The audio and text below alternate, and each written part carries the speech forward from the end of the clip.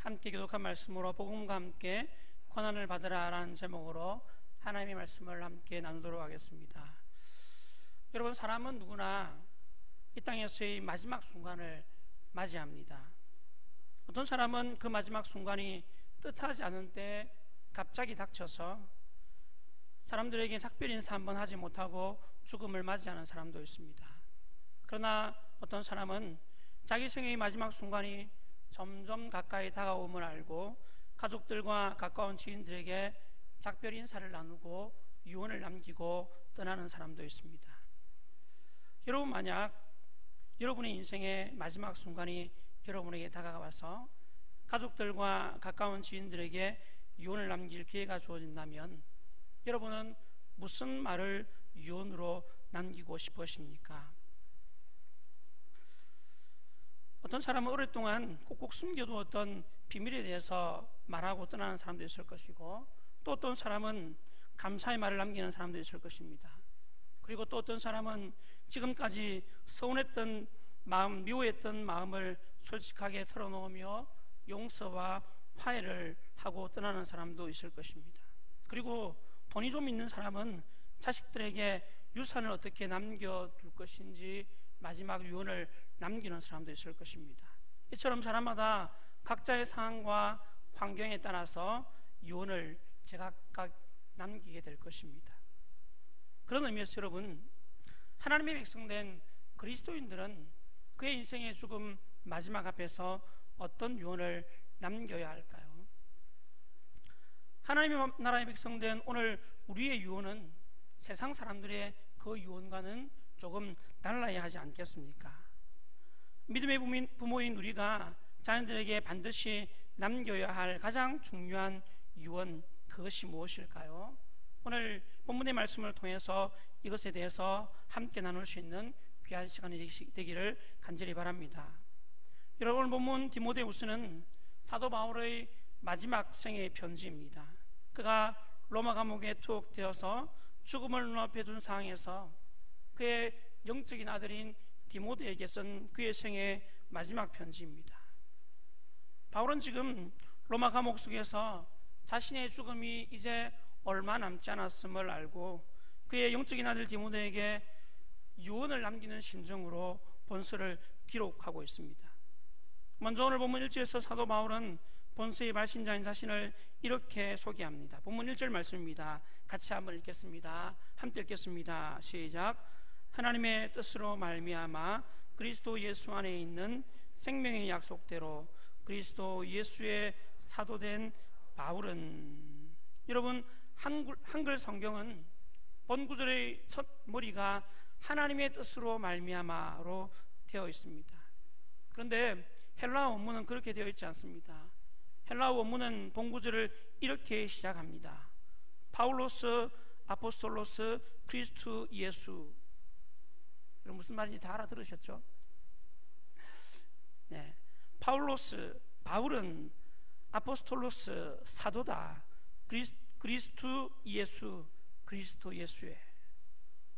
바울은 본서를 시작하는 첫 구절에서 자신을 이렇게 소개합니다. 나 바울은 그리스도 예수의 사도다. 여러분, 헬라어 문법상 문장의 제 첫머리에 나온다는 것은 지금 이 말을 지금 가장 강조하고 있다는 뜻입니다. 바울은 지금 자신이 예수 그리스도의 사도된 것을 강조하며 자랑스럽게 여기고 있다고 말하고 있는 것입니다. 그러면서 바울은 자신이 이처럼 예수 그리스도의 사도된 것이 무엇으로 인함이며 누가 이 직분을 그에게 주셨다고 말합니까? 하나님의 뜻으로 말미암아. 사람의 뜻과 계획이나 혹은 자신의 의적인 결단이나 노력으로 된 것이 아니라 하나님의 뜻, 하나님의 계획 가운데 그가 사도가 되었다고 말하고 있는 것입니다. 그리고 또한 그리스도 예수 안에 있는 생명의 약속대로. 여러분, 여기에서 그리스도 예수 안에 있는 생명의 약속이란 무엇을 의미합니까? 한마디로 말하면 복음을 의미합니다. 복음. 이것은 복음이 무엇인가를 설명해 주는 이야기입니다. 복음은 그리스도 예수 안에 있는 것이고 또한 복음은 생명의 약속이라는 뜻입니다. 바울은 바로 이 복음으로 인하여서 이 복음 때문에 그가 예수 그리스도의 사도가 되었다라고 이야기하고 있습니다. 바울이처럼 자신이 예수 그리스도의 사도된 것을 강조하면서 자신의 사도됨이 사람의 뜻이나 자신의 의지적인 결단으로 된 것이 아니라 하나님의 뜻으로 된 것이요 복음으로 인한 것임을 자랑스럽게 여기며 지금 이야기하고 있는 것입니다. 그런데 여러분 한번 생각해 보십시오. 당시 사도 바울이 왜 로마 감옥에 갇혀 있었습니까? 무엇 때문에 그가 로마 감옥에 갇히게 되었습니까? 그가 예수 그리스도의 사도라는 사실 때문이지 않습니까? 또한 그를 사도되게 한 복음 때문이지 않았습니까? 그런데 바울은 지금 무엇을 자랑하고 있습니까? 바로 자신을 로마 감옥에 갇히게 했던 바로 그 예수 그리스도의 사도됨과 복음을 자랑하고 있는 것입니다.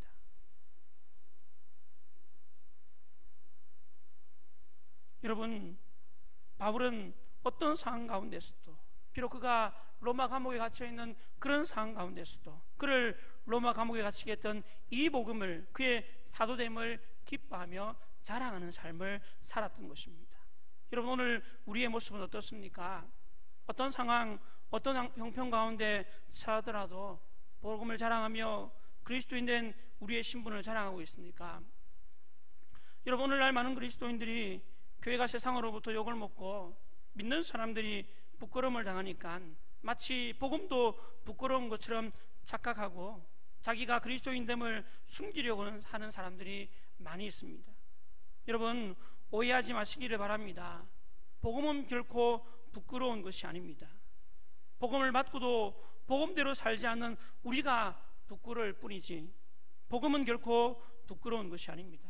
그래서 사도 바울은 로마 교회에 보내는 그의 서신에서 이렇게 담대하게 고백했던 것입니다. 로마서 1장 16절입니다. 내가 복음을 부끄러워하지 아니하노니 이 복음은 모든 믿는 자에게 구원을 주시는 하나님의 능력이 됨이라. 아멘입니까? 내가 복음을 부끄러워하지 아니하노니 이 복음은 모든 믿는 자에게 구원을 주시는 하나님의 능력이 된다. 여러분, 무엇이 과연 우리를 죄와 사망에서 구원할 수 있습니까? 무엇이 우리에게 영원한 생명을 줄 수 있겠습니까? 어떤 강력한 권세자라 할지라도 우리를 죄와 사망에서 구원할 수 없고 아무리 많은 돈으로도 우리의 영혼을 죽음에서 생명으로 건져낼 수 없습니다. 그러나 여러분, 복음으로는 가능합니다. 복음의 능력은 그렇게 할 수 있습니다. 오직 예수 그리스도의 십자가의 복음만이 우리를 죄에서 자유하게 할 수 있고 우리의 영혼을 죽음에서 생명으로 구원할 수 있습니다. 여러분, 이 사실을 믿으시기를 바랍니다. 바로 이처럼 본수의 발신자인 자신을 소개하고는 이어서 본문 2절에서 본수의 수신자인 디모데를 소개하며 그를 축복합니다. 본문 2절 말씀 같이 읽겠습니다. 시작.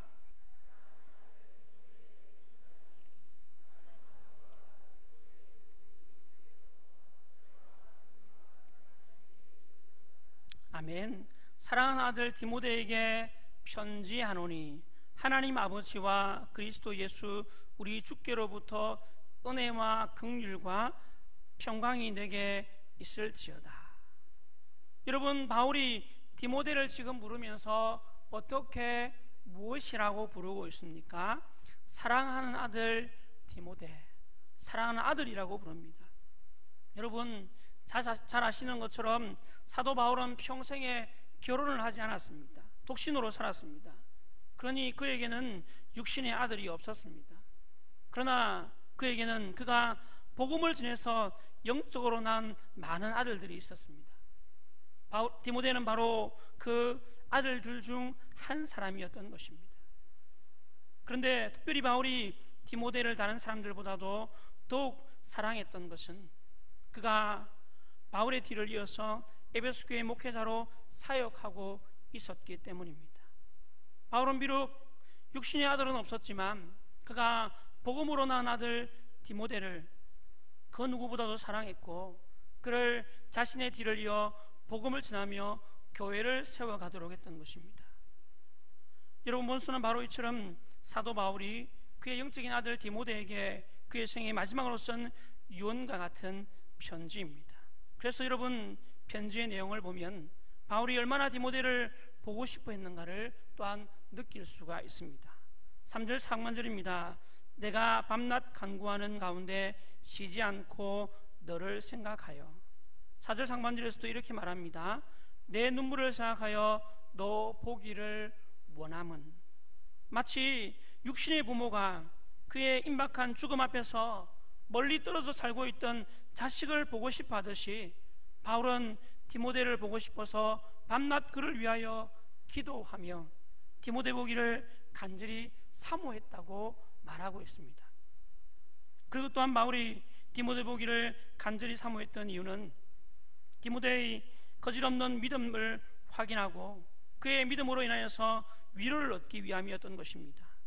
당시 사도 바울 주변에 그와 함께하고 있던 많은 동력자들이 믿음을 저버리고 하나 둘 그를 떠나자 그의 마음이 낙심이 되었던 것 같습니다. 디모데후서 4장 9절부터 11절 상반절 말씀입니다. 너는 어서 속히 내게로 오라. 데마는 이 세상을 사랑하여 나를 버리고 데살로니가로 갔고 그레스게는 갈라디아로 디도는 달마디아로 갔고 누가만 나와 함께 있느니라. 바울은 자신을 떠나가는 사람들로 인해서 마음이 낙심이 되었던 것 같습니다. 그래서 디모데를 속히 오라고 말하며 그를 만남으로 말미암아 그 속에 있는 거짓 없는 믿음으로 위로받기를 소원했던 것입니다. 여러분, 사도 바울에게 있어서 디모데는 그의 영적인 아들이었을 뿐만 아니라 이처럼 그가 힘들고 어려울 때, 마음이 낙심이 되어 좌절할 때 위로와 용기를 주는 믿음의 동력자이기도 했던 것입니다. 여러분, 혹시 여러분에게도 이런 믿음의 동력자가 있습니까? 교회들마다 많은 성도들이 이런 불평을 하는 것을 봅니다. 목사님, 우리 교회에 마음을 터놓고 얘기할 신실한 믿음의 동력자가 없습니다. 목사님, 마음을 터놓고 이야기할 그런 동력자가 참 없습니다. 여러분, 정말 없을까요? 혹시 찾아보려고 노력해 보셨습니까? 그렇다면 여러분이 먼저 그런 좋은 동력자가 되어 주려고 노력해 보신 적은 있습니까? 여러분, 좋은 동력자는 그저 자연스럽게 생기는 것이 아니라 내가 먼저 좋은 동력자가 되어 줄 때에 좋은 동력자를 만나게 되는 것입니다. 오늘 본문에서 바울이 먼저 디모데에게 좋은 믿음의 동력자가 되어 주었을 때 세월이 많이 흐른 이후 이제는 디모데가 바울에게 좋은 믿음의 동력자가 되어 주었던 것을 볼 수가 있습니다. 여러분, 이처럼 오늘 우리가 서로가 서로에게 좋은 믿음의 동력자가 되어줄 때 좋은 동력자를 만나게 될 것이고 또한 우리 공동체가 정말 하나님 나라를 세워가는 행복한 아름다운 공동체가 되어가게 될 줄 믿습니다. 지난 주간에 저희 청년 이부가 성도님들의 기도와 후원으로 인해서 은혜 가운데 수련회를 잘 마치고 돌아왔습니다. 이번 수련회 기간 중에 저희 청년들이 이런 아름다운 기도와 고백을 하는 것을 보았습니다. 하나님, 우리에게 이처럼 좋은 공동체를 주시니 감사합니다. 하나님, 우리에게 이처럼 아름다운 믿음의 주체를 주시니 감사합니다. 제가 그 고백을 듣는데 얼마나 감사하고 기뻤는지 모릅니다. 사랑하는 성도 여러분, 오늘 우리가 서로가 서로에게 좋은 믿음의 동력자들이 되어줌으로써 정말 하나님 나라를 세워가는 아름다운 공동체를 만들어갈 수 있게 되기를 주님의 이름으로 간절히 축원합니다. 여러분, 오늘 본문에서 사도 바울이처럼 그가 사랑하는 영적인 아들이요 좋은 믿음의 동력자인 디모데에게 이제 유언과 같이 남기는 권면의 말이 무엇입니까? 본문 8절 말씀 같이 한번 읽도록 하겠습니다. 함께 읽겠습니다. 시작. 그러므로 너는 내가 우리 주를 청언함과 또는 주를 위하여 갇힌 자 된 나를 부끄러워하지 말고 오직 하나님의 능력을 따라 복음과 함께 고난을 받으라. 아멘. 다시 한번 읽겠습니다. 그러므로 너는 내가 우리 주를 청언함과 또는 주를 위하여 갇힌 자 된 나를 부끄러워하지 말고 오직 하나님의 능력을 따라 복음과 함께 고난을 받으라. 바울은 지금 그의 사랑하는 아들이요 영적인 동력자인 디모데에게 이 말로 유언과 같은 말을 남기고 있습니다. 바울의 이 말에는 디모데를 향한 두 가지 겉면이 있습니다. 먼저 첫 번째는 바울은 오늘 이 말을 통해서 복음을 부끄러워하지 말라고 그를 향해서 권면합니다. 본문 8절 상반절입니다. 그러므로 너는 내가 우리 주를 성언함과 또는 주를 위하여 갇힌 자 된 나를 부끄러워하지 말고. 무슨 이야기입니까? 디모데야, 너는 내가 전했던 복음을 부끄러워하지 말고, 또한 복음을 전하다가 감옥에 갇힌 나를 부끄러워하지 말라라고 이야기합니다. 다시 한마디로 말씀드리면 복음을 부끄러워하지 말라는 이야기입니다. 여러분, 사도 바울이 이처럼 당당하게 디모데에게 복음을 부끄러워하지 말라고 권면할 수 있었던 이유가 무엇일까요? 그것은 바로 사도 바울 자신이 복음을 부끄러워하지 않았기 때문입니다. 앞에서 말씀드렸던 것처럼 사도 바울은 자신을 감옥에 갇히게 만든 이 복음을 단 한순간도 부끄러워하지 않았습니다. 아니, 부끄러워하지 않았을 뿐만 아니라 오히려 감옥 속에서도 복음을 자랑했으며 당당하게 수많은 사람들에게 전파했습니다. 그리고 이제는 사랑하는 아들 디모데에게 내가 복음을 부끄러워하지 않았던 것처럼 너도 복음을 부끄러워하지 말라고 권면하고 있는 것입니다. 여러분, 내가 복음을 부끄러워하지 않아야 다른 사람들에게도 당당하게 복음을 부끄러워하지 말라고 권면할 수가 있습니다. 바울은 이처럼 자신이 복음을 부끄러워하지 않았으므로 디모데에게 그득그득 복음을 부끄러워하지 말라고 권면할 수 있었던 것입니다. 여러분, 오늘 저와 여러분들도 정말 누구 앞에서도 어떤 상황, 어떤 형편 가운데서도 복음을 부끄러워하지 않는 자가 될 수 있기를 간절히 바랍니다. 그래서 사도 바울처럼 우리의 자녀들과 믿음의 후손들에게 당당하게 복음을 부끄러워하지 말라고 권면할 수 있는 저와 여러분 모두가 되시기를 간절히 바랍니다. 우리의 인생의 마지막 순간에 우리의 자녀들에게 수많은 지인들 앞에서 오늘 사도 바울처럼 복음을 부끄러워하지 말라고 당당하게 유언하며 주님 앞에 설 수 있는 저와 여러분이 될 수 있기를 주님의 이름으로 간절히 축원합니다. 그리고 또 한 가지 바울이 그의 영적인 아들 디모데에게 남긴 유언의 근면은 복음과 함께 고난을 받으라는 것입니다. 복음과 함께 고난을 받으라. 본문 8절 하반절입니다. 오직 하나님의 능력을 따라 복음과 함께 고난을 받으라. 오직 하나님의 능력을 따라 복음과 함께 고난을 받으라.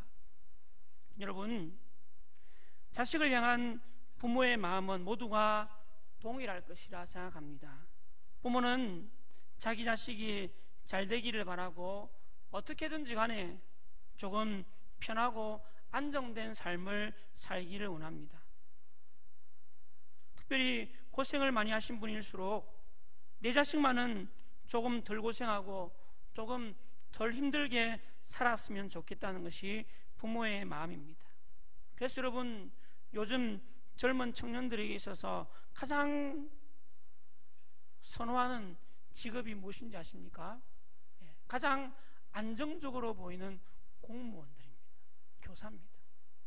물론 그 결정에는 자기 자신의 뜻도 있을 것이라 생각합니다. 그러나 많은 경우에 보면 부모들이 안정적이니까 아이들에게, 자녀들에게 요구함으로 그 직업을 선택하려고 하는 청년들을 많이 보았습니다.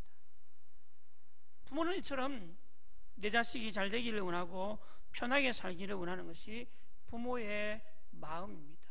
그런데 오늘 본문에서 사도 바울은 그가 복음으로서 낳은 아들 디모데에게 무엇이라고 권면합니까? 복음과 함께 무엇을 받으라? 복을 받으라? 고난을 받으라. 복음과 함께 고난을 받으라. 복음과 함께 행복하게 살아라. 복음과 함께 편한 삶을 살아라. 그렇게 권면하지 않고 복음과 함께 고난을 받으라고 말합니다. 여러분, 이것이 무슨 의미일까요? 왜 사도 바울은 그의 영적인 아들 디모데에게 복음과 함께 고난을 받으라고 권면하고 있는 것입니까? 진짜 자기가 낳은 아들 같았으면 복음과 함께 행복해야 돼, 복음과 함께 편한 삶을 살아야 돼, 그렇게 권면했을 것인데 자기가 낳은 아들이 아니어서 그랬을까요? 여러분, 왜 사도 바울이 디모데에게 복음과 함께 고난을 받으라고 그렇게 권면한 것입니까? 여러분, 그 이유는 바로 바울 자신이 그런 삶을 살았고 복음과 함께 고난받는 삶이 가장 행복하고 가장 복된 삶인 것을 그 자신이 경험했기 때문입니다. 바울은 지금 자기가 사랑하는 아들 디모데에게 가장 좋은 것을 주고 싶습니다. 그런데 그의 인생의 노년에 그가 돌아보니까 그 어떤 것보다도 복음과 함께 고난받았던 그 인생이 그의 인생에 가장 행복하고 복된 삶이었으므로 바울은 지금 디모데에게 복음과 함께 고난을 받으라고 그에게 권면했던 것입니다. 여러분, 바울은 당시 로마가 온 세상을 지배하던 시대에 로마인의 신분으로 태어났습니다. 그리고 또한 그는 젊은 시절 유대교에 있으면서 당시 최고의 서성인 가말리엘 문화생으로 있었습니다. 뿐만 아니라 부와 명예를 어느 정도 보장받은 그런 삶을 그가 살아왔습니다. 그는 최고의 신분, 최고의 학문, 최고의 명예를 누려보았던 사람입니다. 그런데 그가 예수 그리스도를 만나자 어떻게 변했습니까? 이전에 그가 알고 누렸던 모든 것들을 그는 배설물과 같이 여긴다고 고백했습니다. 그가 과거에 누렸던 명예와 권세와 학문, 이 모든 것을 그는 배설물과 같이 여긴다고 고백했습니다. 왜 그렇게 했을까요?